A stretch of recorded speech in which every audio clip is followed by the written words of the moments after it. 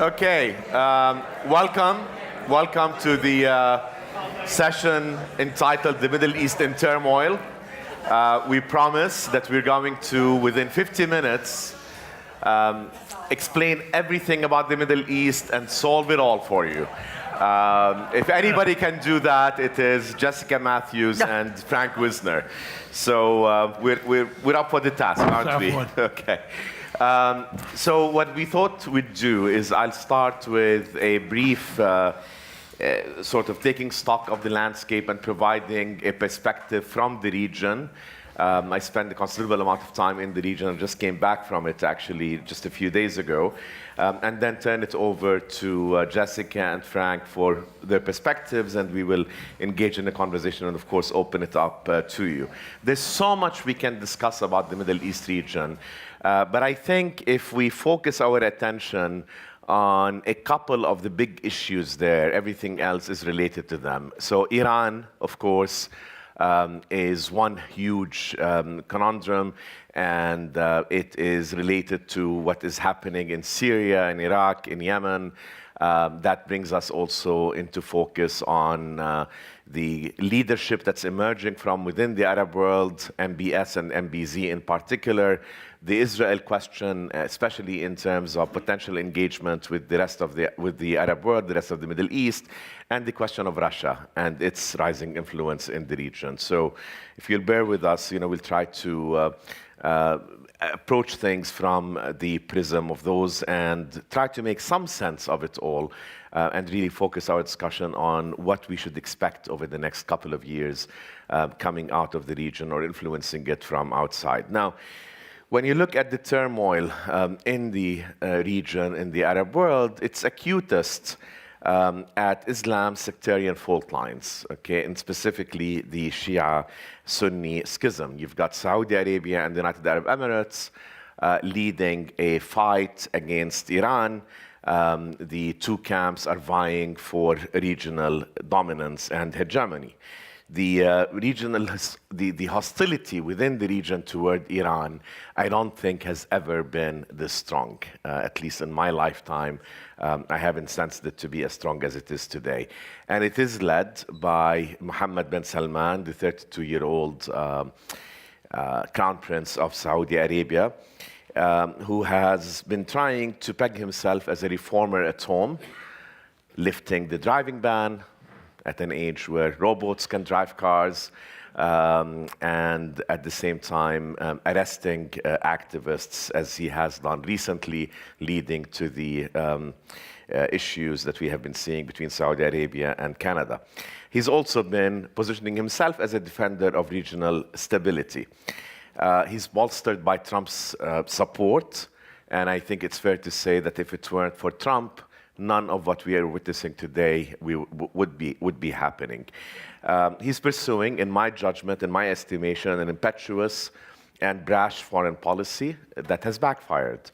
The blockade on Qatar, the taking hostage of the Israeli Prime Minister Saad al-Hariri, the engagement or the involvement in the Yemeni quagmire, which has resulted in a horrific humanitarian crisis. Just last week, 44 young children were killed in a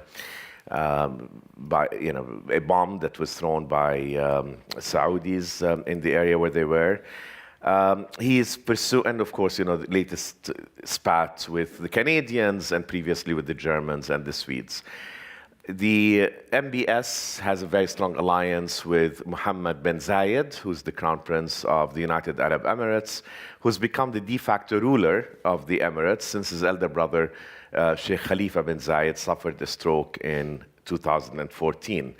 MBZ is seen as the mastermind behind MBS and has been also involved in internal affairs in Saudi Arabia, including the removal of MBN, Mohammed bin Nayef, who was the Crown Prince of Saudi Arabia. And of course, he came to the rescue of MBS when news came out about his shopping spree that included a Da Vinci that was worth $450 million and is now going to be on display at the Abu Dhabi Louvre. Now, who is MBZ? MBZ is, I think, somebody who is has a somewhat inflated sense of the UAE's geostrategic potential in the region.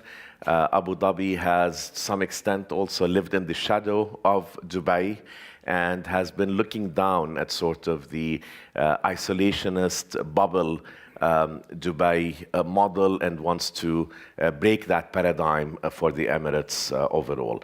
Both MBS and MBZ are adamant about curbing Iranian adventurism and Islamists overall. This, of course, comes from a deeply seated, especially in the case of Saudi Arabia, hatred and rejection of Shiites, which is really rooted in the teachings of the founder of Wahhabism, Muhammad ibn Abdul Wahhab, in the middle 18th century, 1744, 1745, when the alliance between Abdul Wahhab and Ibn Saud was forged. And there's been a long history of animosity towards Shias. In 1801, descendants of Abdul Wahhab and of Ibn Saud launched an attack on Karbala in modern-day Iraq and massacred all of its Shia inhabitants. But there's also a worry, a threat that is both military and political that they sense from Iran, especially given its successful cultivation of alliances with both Sunni and Shia leaders in the region. And let's face it also, the Arab region has failed to produce any credible leadership in its post-colonial life. I mean, I think that is a fair statement, and one looks at the region, leadership, politically, economically, and otherwise, was always bound to come from Iran, Turkey, neither of which is Arab, who together with Israel really are the regional superpowers. MBS and MBZ, emboldened by Trump, with petrodollars at their disposal, want to change that paradigm. And so that, I think, is a very important context to have in mind. Now, the question is, will this alliance between MBS and MBZ last? And I think as we hear about what we might expect in terms of Yemen and elsewhere, that alliance, I think, is being put to the test. Iran, although Saudi Arabia is leading the coalition against Yemen, it's really the UAE that's doing most of the work. Their military is better equipped and better trained, but the UAE also has aspirations in the Red and Arabian Seas to extend its control over the seas. The UAE and Saudi Arabia fought with one another over control of the Aden airport not long ago. The UAE's economy is much more intertwined with Qatar's than Saudi's is. Saudi Arabia is really not. The UAE is. Dubai has also served as a backdoor, as a back channel for Iran in a way to circumvent the imposed sanctions. So how will that all play out? How will Abu Dhabi deal with Dubai on that front will help determine how this relationship matures. So just a couple of quick notes on Syria and Iraq. In Syria, Assad is emerging as a victor. Russia is calling the shots. The United States has, for all practical purposes, subcontracted Syrian affairs to the Russians. It has indicated that it wants to have a full withdrawal of any US troops that remain in Syria. Its only goal was to defeat ISIS. The Russians are coordinating with the Saudis, with the Emiratis, and with the Israelis on curbing Iranian presence in Syria. Moscow has gave assurances that the Iranians have pulled any heavy equipment to at least 53 miles away from the Golan Heights. Israel, which is, of course, ultimately interested in disrupting the support line that exists between Tehran and passes through Damascus and leads to the Golan Heights, wants a full withdrawal of Iran. We'll find out if that's a likely scenario. I don't think that that's a likely scenario to emerge out of all of this. In Iraq, what's been happening over the past few months has been really very interesting. The southern region of Iraq, which is Shia-dominated, which is home to some of the wealthiest oil fields of Iraq. There have been protests. There have been cuts in electricity that used to be provided by the Iranians. The Iranians are saying that Baghdad owes them money. But there's also, of course, speculation that Iran cannot serve its own citizens with utilities, let alone citizens of Iraq. So there's a sense of abandonment by Tehran, by the Shia-dominated southern regions of Iraq. In protests in Basra a few weeks ago, street signs of a major thoroughfare that carried the name of Ayatollah Khomeini were taken down. So I think these things need to be taken very seriously. One of the questions that I hope Frank may be able to address, or Jessica for that matter, has Iran totally botched the first Shia state to exist on Arab land since the Fatimid dynasty? Is this something that we can say? And then, of course, finally, the question of Israel. My enemy's enemy is my friend. And so because of the obsession of Saudi Arabia and the United Arab Emirates with Iran, there have been overtures for coordination with Saudi Arabia. That coordination has been taking place. Reports of the Emiratis meeting with the Israelis in Cyprus to coordinate about Syria. There have been reports just today of the Qataris, the nemesis of the Emiratis, meeting with Israelis also in Cyprus to try to negotiate a way out of the Gaza situation and to call for a ceasefire. King Salman, the ruler of Saudi Arabia, I think has come to the realization that that MBS may have been a bit too brash in his statements about the Palestinians and in his overtures to the Saudis, and seems to have pulled Saudi Arabia a little bit back in terms of the much talked about ultimate deal. So a little bit of the landscape, lots of questions that this raises, a lot of uncertainties, and that's only just a tiny little bit of it. So let's turn to my distinguished panelists, and I'll start with you, Jessica. If you can present your view on what is happening and perhaps provide us with a Washington perspective. Do you agree that Washington, well, actually, I know that you do, probably because you've written about Russia taking the role of the United States in the region. What does that mean, and what should we expect out of Washington? Is there going to be continued retrenchment? Will there be selective retrenchment? What do you make of the statements made by the Trump administration after the United States pulled out of the Iran deal? So give us the Washington take on all of this. Well, let's, why don't we start at the end, because I think Iran really is the most pressing issue. We know what the administration did, and we know what the president has said about the deal. And we won't go into the rights and wrongs of the deal because it's sort of past a bit. The one thing that's worth saying is that nobody inside or outside the administration disagrees with the finding that Iran did everything the deal required. So we're in a somewhat odd situation where we have taken a step where we, rather than Iran, has violated this deal. And so rather than isolating Iran, we've isolated ourselves. The International Atomic Energy Agency, which oversees the commission that enforces the deal, has on 11 quarterly reports since the deal was signed certified that Iran has done everything that the deal required, which was exigent. So the question is, what is the plan after that? What's the strategy?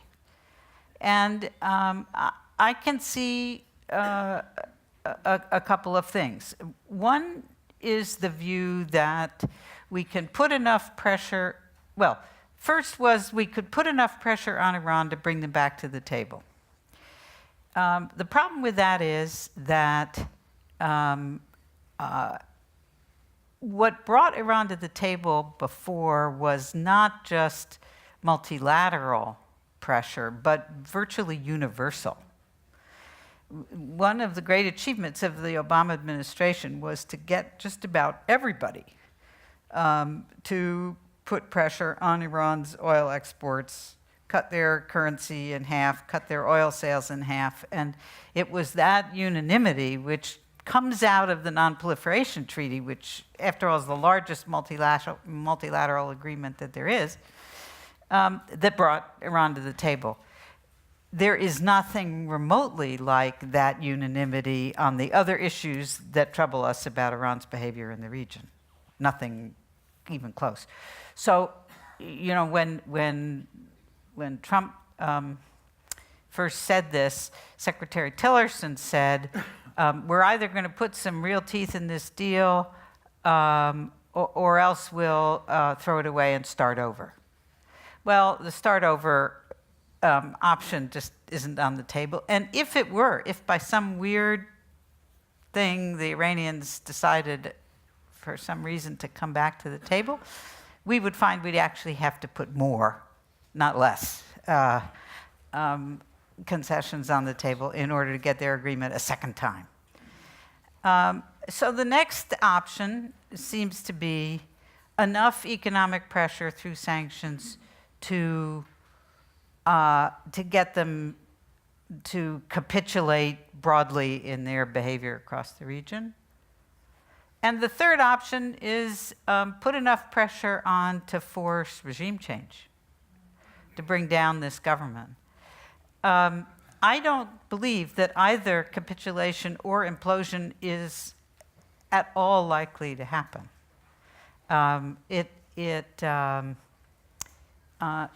States, especially proud states, especially states with a 5,000-year-old history, are not like real estate companies.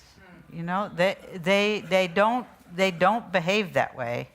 And this deal took 13 years to negotiate. It's not going to be something easily changed, and so we know that the National Security Advisor, John Bolton, Secretary Pompeo, have talked about, and in Bolton's case, written about regime change in Iran. It's not a secret, and it's certainly not a secret to the Iranians. So the Iranians are under domestic pressure. There is both tremendous disappointment that the deal didn't bring the economic benefits that they expected and that they had inflated. It could never have brought such benefits, mostly because the deal actually didn't require the U.S. to lighten sanctions. And so there is a lot of domestic unrest, and the government has reacted to it. They have released from house arrest 2 of the leaders of the 2009 uprising. They have sent the Revolutionary Guard out to deliver water in the rural areas, et cetera. They're very aware of the discontent. They're trying to fix it. But from at least a distance, and maybe my colleagues can disagree, but from what I can see, the principal effect on Iran of what the United States has done with the deal has been to bring Iran's warring political factions closer together. It has erased a lot of the difference between the extreme right and left, and brought it, and it's not surprising, obviously, and brought them together. So I think where we are right now is, I guess I'd just add one other thought, which is 3 months from now is when the real sanction returns come into effect. And the U.S. is saying that this time, unlike the sanctions we had before the deal was reached. We will not give exemptions to countries that want to buy Iranian oil. And we will be rigid about punishing anybody that uses the SWIFT system, the international financial transfer system, that wants to do any commercial transactions that require dollars. There's three obvious impacts of this. It's going to be devastating on Iran. It's going to, I think, long-term threaten the position of the dollar as the world's leading world currency, for I think obvious reasons, and it will deepen what are already serious disagreements across the Atlantic with our European allies, because major European companies went into Iran following the deal, the likes of Siemens and Total and Airbus and other very major companies. So early November is going to be a very difficult time. So we have an undertaking that, in my own view, was one of the I shouldn't say this. One of the most incomprehensible acts of shooting yourself in the foot or throwing away a major achievement that I've ever seen. But its strategic context, what could possibly come out of this that would serve our interest, is not evident. Thank you. Frank, what do you think about how, not only that, the withdrawal and what impact it has, but how are the Iranians reacting? I mean, Jessica, you mentioned that one of the effects has been bringing together otherwise competing forces, competing powers in Iran. It's been the case that the foreign policy of Iran has always been subject to intra-elite competition, right? Between the Revolutionary Guard on one hand, Soleimani, who runs the proxy forces that fight Iran's wars in the region, and the foreign ministers, Zarif, and so on. What impact has this had? What should we expect in terms of reaction? And I think it's okay to say that you were part of a small delegation a couple of weeks ago to Stockholm, and maybe there are some things that you can share with us about what you discovered from the Iranians.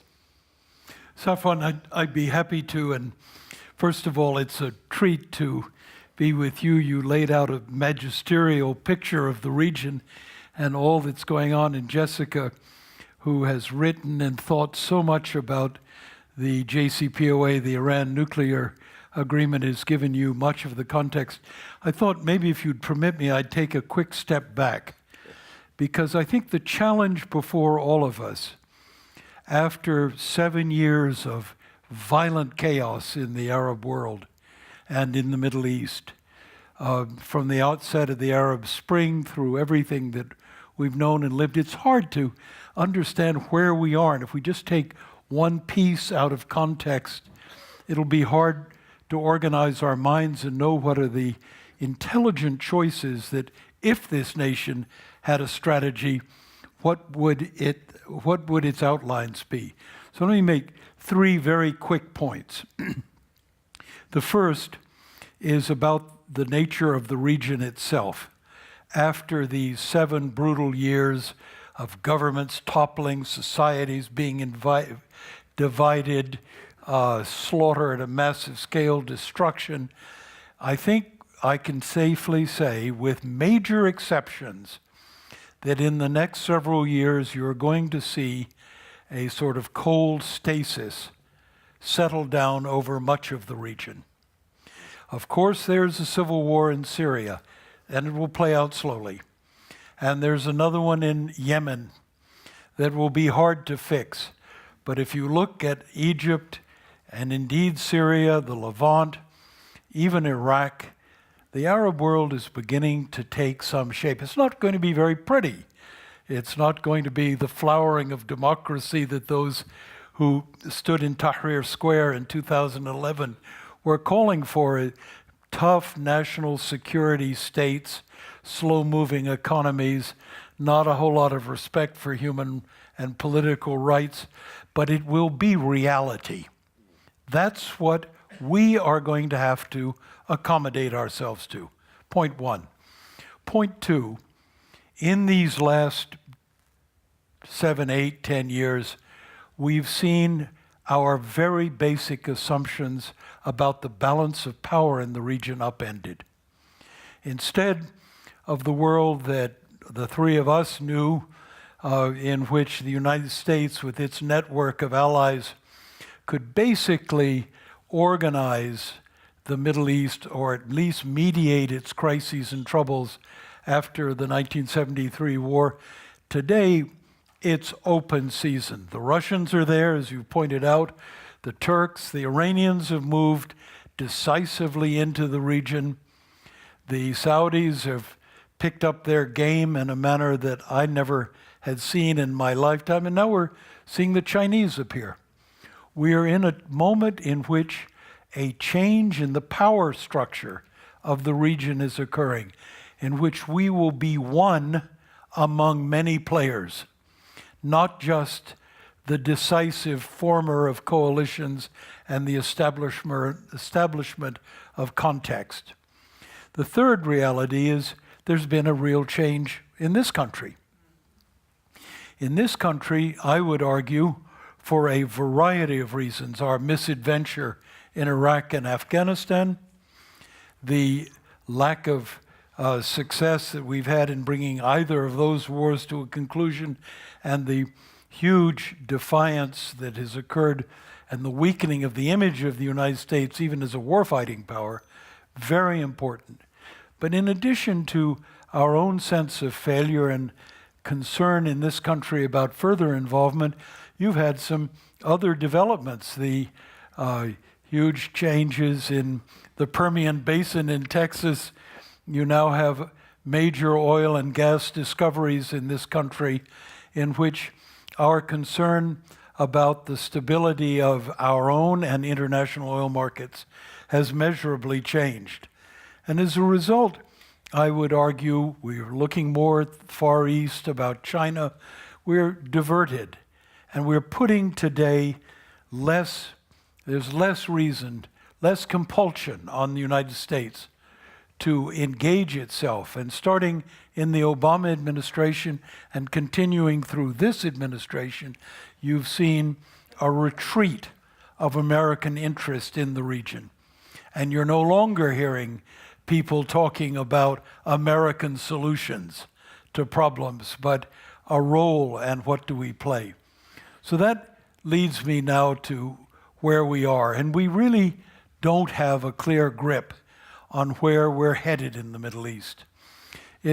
Yes, of course, there are traditional stands. We are going to stand beside Israel, no question. But there is no logic in where we're headed, and a number of dangers as we move embassies and openly take sides at a time in which Israel is in such defiance of any normal way of achieving a settlement with Palestinians. Really tough. And we've stood by the Gulf, stood by Saudi Arabia and the United Arab Emirates, but that's not a strategy even for protecting the Gulf. We're looking at a moment today in which there's really a lack of strategic vision and a lack of strategic coherence. To steal a word, Jessica, from your China policy panel that you held in this room about an hour ago. We are groping and taking targets of opportunity, and we're now trying to work our way forward. I think Jessica's done all of you a great favor in focusing on one key variable, and that's Iran. And it's for many good reasons she has focused on Iran and brought that to the forefront of our discussion.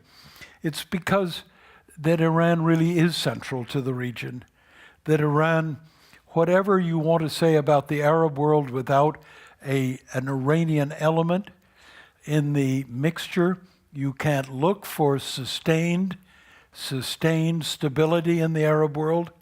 You can't look at a free flow of navigation without a by your leave from the Iranians.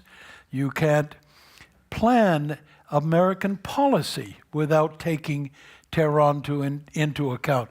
And so the core question that underlies what Jessica was saying is, do we reach to Iran by compulsion? Mike Pompeo, 2 hours ago, gave another speech in which he's organizing some new super office to bring more pressure on Iran. That follows up on a 12-point speech and Trump's withdrawal from the JCPOA. Is it going to be by compulsion? Or eventually are we going to have to find a way to deal with the Iranian question politically? Obviously, that's exactly where I think we need to be, and it's going to be hard to get there. Our history with Iran, a famous French diplomat quite recently said something quite telling. He said, the Americans wrestle with 1979, we Europeans wrestle with Iran of today. We're still working our minds through 1979 and have not accommodated ourselves to the reality of the situation as it exists today. And the Iranians are dealing with 1953. And the Iranians are dealing with 53. Absolutely. All wrestling. Right. Well, so I now think that we are moving into a wrestling match. Right. In which our imposition of sanctions and Iran stabilizing its relations with Russia and China, with the Europeans, strengthening domestically its political and security institutions, they are gearing up for a fight that isn't going to end tomorrow morning. And that presents us with a huge set of questions and challenges. We're going to see probably over the next year to 2 years the Supreme Leader's speech of day before yesterday, in which he said no negotiations with the United States. We're going to see a really tough Iran, and we're going to be pushing, they're going to be pushing. So I want to leave you just with one quick thought. Is that necessarily the end of the day? We know the key issues. Jessica's identified one in particular, identified others. There are 3. Number 1 is how to stabilize the nuclear agreement. And I can assure you, I think today, based on what I've heard from the Iranians and objective analysis, they'll stick with the JCPOA. There's no one in Tehran talking about walking away from the implementation of the JCPOA because the Russians want it, the Chinese want it, the Europeans want it, and the Iranians admit they have the moral high ground. But there are ways in which the agreement can be strengthened, the protections under the agreement extended. But Jessica pointed out, we're going to have to pay for that if we get to that point. Second, missiles. Missiles are a very complicated question. Iran develops a missile force to defend itself. It was attacked by Iraqi missiles in air, and it is surrounded by huge air forces. It's developed a nascent small missile force that is limited in duration. It is possible to imagine a missile restraint regime. And third is the question of who influences the territory in the Middle East.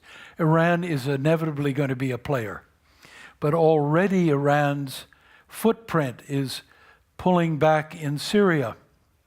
The Iranians see the advantages of a deal in Yemen. They want to see Iraq stabilized.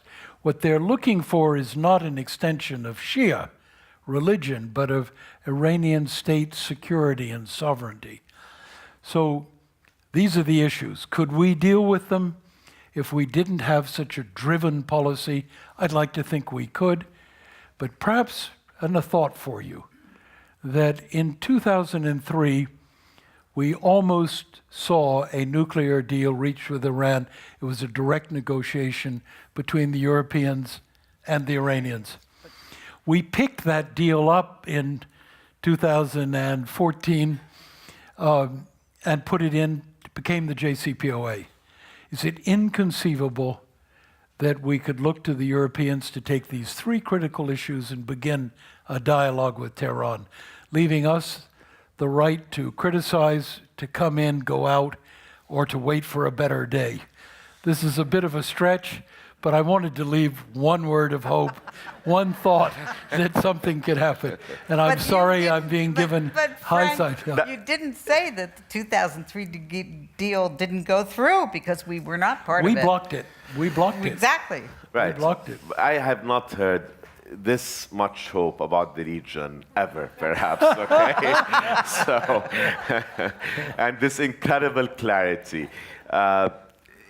What do you think, Jessica? I mean, is it too hopeful? I mean, first of all, yeah. I mean, let's talk a little bit. I mean, how will the Russia-Iran thing play out in Syria? Talk to us a little bit about what you expect in terms of an endurance of any kind of a coalition and what that would mean in the region vis-a-vis Iran. Syria can only end with a political settlement. That's been true for how many years now? And I at least don't see even, I'm sorry, Frank, but I don't even see a whisper of hope about a political settlement in Syria. Perhaps you do knows more than, but I just don't see it there. I do think I should have said explicitly before when I was talking about the SWIFT system and cutting Iran off from transactions in dollars, that the other thing it does is to give a wonderful opportunity to the two countries who don't have to do transactions in dollars, which is Russia and China. Right. Another hard to understand thing.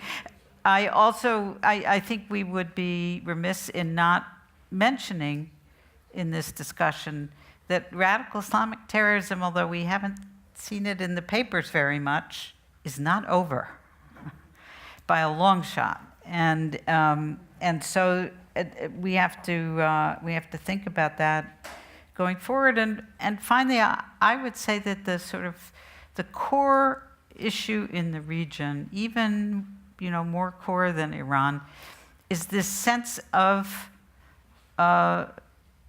political dysfunction, internal dysfunction, lack of possibility, lack of opportunity, lack of hope about governance that is familiar to us all now in this country, but magnified massively. And I mean, the irony is that of all the states in the region, perhaps the most coherent, the one with the greatest sense of sort of self-identity and is Iran. Right. And so, well, I'm trying to save time, but those are just... I'm with you on that. I mean, Iran is the only... Iran is a threat to the Saudis, to the Emiratis, as I said earlier, not only because of its military and political might and reach within the region, but it has a sense of identity that predates Islam, know, and it has the capacity to take a very different view of its role in the region than those countries do. Let me just make one last, sorry, very quickly. When one thing that the Obama administration left the region with was this deep conviction that the U.S. was pulling away, disengaging. Right. And this administration, which has a real instinct for disengagement, has certainly, well, no, I meant that seriously. I mean, in a serious way, the president wants to disengage in a lot of places. But the one thing we haven't done is we have not disengaged militarily. U.S. forces are all over the Persian Gulf and the region. We have CENTCOM that runs this region has been our largest geographic military command for 2 decades now. We have bases in the Gulf, all over the Gulf. We have operations in Turkey and in Jordan, and in Qatar, and in all over the place. What we don't have hardly anything is diplomacy. You know, the pretend that we have a solution for the Middle East. Well, when is that? We don't have ambassadors for the Israeli, in Jordan and Saudi Palestinian. Arabia. Yeah. So we have lots of military presence. It doesn't seem to change anybody's view in the region that the U.S. is pulling away. We certainly are not without illusions. I noticed the other day the Secretary of State announced that we were sticking firmly with our policy that Assad must go. So in addition to troops, we have illusions. The fact is, and Jessica and I rarely disagree, but on this one I'm going to shade something she said about Syria. The political settlement that she and I might have dreamed about 2 years ago is out of the question today. There will be no political settlement of a consensual sort in Syria. There will be a dominant military outcome in which Assad will regain control of the country. 2 years ago, when he was on the ropes, the Iranians came up with ideas under which the Syrian presidency with the new constitution, limited powers, decentralization, fresh participation in the security force, all sorts of things. Today, that's off the table. Assad will negotiate a settlement in Geneva with a handful of oppositionists who the Russians have already identified. They've already... That's the future in Syria, and it's not nice, but it is the future we have to accommodate ourselves to, as opposed to pretend that there can be a different future. And I would add, and I will repeat myself, I think as you look at the region today, the question of governance will remain. It's been with us for 80 years now of governance in the region. We are seeing a cold stasis settle down, and it'll last for some years, and it won't be settled, and we will eventually go back to other unresolved outcomes. But for the present, and for the policy-making decisions of the next 5 or so years, we can see the shape of the region. Right. I'm sorry, there are many questions. Yeah, no, I mean, we still have a couple of minutes before we turn the audience. So, do you see federalism in the future of Syria? No. And you know, there would have been federalism before Assad gained such a dominant military position. What I see is the following. There'll be a broad reconstitution of a Syrian state, but it'll be weakened. The country's devastated, right, and there'll be very little money coming into it. There will be the risk of Israel and Iran going to war is going to be quite limited. The Iranians and the Russians have a deal, 86 kilometers, you call 53 miles, to stay back. The Iranians don't want trouble. Hezbollah, and the Iranians make it quite clear, want to go home and start recovering their political position in Lebanon. So you'll see the proxy forces begin to pull back. And nobody will be happier than Assad, who will be able once again to play his cards with greater autonomy. The thing he hates most of all is having the Iranians tell him every morning what color underwear he's going to put on. Well, I don't disagree with the calm that may exist sort of on the region in terms Ugly of the calm. geopolitics of it. But internally, I'm not so sanguine. I mean, I think what the Arab Spring and the protests unleashed in 2011 will have long-term ramifications. There's a tremendous amount of anxiety and unrest. I mean, even in Jordan, you had major protests about a month ago that brought down the government at the time. So I'm not so sure that we can contain the situation, especially if there is calm, that the kind of calm that you're talking about regionally, that may open up. Do you agree with that, Jessica? I mean, what do you see?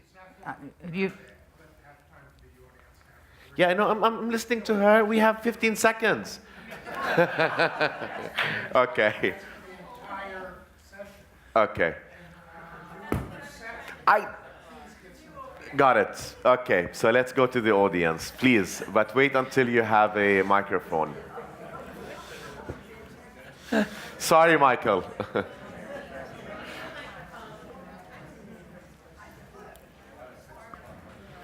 Thank you for this very stimulating presentation, terrific clarity. No one has talked about the Kurds. Are we to forget them? You go ahead. Yeah, Frank? The Kurds, there are Kurds and Kurds. There are Kurds in Iraq. They're headed to making a deal with Baghdad. If the Iraqi the institution of the Iraqi state can stick together, the Kurds in Sulaymaniyah and Erbil will make their deals there. The Kurds in the northern part of Syria and on the other side of the Euphrates River are going to be in a period of they're hemmed in by the Turks, but we will end up having to leave them, and they will end up making a deal with Damascus. They may make a deal that gives them some autonomy, but they will have to reassure the Turks that they will not allow the PKK to have elements inside this Kurdish territory. So the shape of the region, we used to hear people in Washington talk about redoing Sykes-Picot. The map isn't going to change, but probably the Kurds in Syria will strike some modest form of decentralization, but it won't be very healthy, and we won't be there to give them a lot of help. Take one other question, and then the good news is that there's no session after this, so we're going to the reception, and so we promise to be available to engage. So let's take one question here, Ray. There's been no mention during this entire event of Egypt and what role you expect that they could play or will play, if any. Go ahead. Yeah, Egypt Egypt is going through a period of recovery from the events that occurred. The Muslim Brothers have been largely broken. There is still some dissidence. The Egyptian state is now a state organized around the president, the army, the security forces, and the intelligence services. There won't be much political dynamism in Egypt, and the economy is okay, but not great, over indebted, not going anywhere. But the main point about the Egyptians, unless it's an immediate threat to Egypt's security, the Egyptians are not going to play the historic role they used to play as an arbiter in the region. Yep. They will try to keep things calm in Gaza and across the border with Israel. They will maintain a strong relationship with Israel. They will try to keep the rebel elements, the Tripolitanian elements, away from their Libya border, but they're not going to get over-engaged. Yep. And their cooperation with us will be sotto voce. Egypt is not going to be a key player in the region for some years to come. No, I think, it's fair to say that over the past 30, what were the centers of gravity and with the important political capitals in the region, in the Arab region 30, 40 years ago, Damascus, Baghdad, Cairo, that's all changed. I mean, today it is Abu Dhabi, it is Riyadh, to some extent it's Doha. So Egypt does the bidding that is asked of it by Riyadh and Abu Dhabi, which are bankrolling it in a very tough environment. Thank you so much. You both are incredible.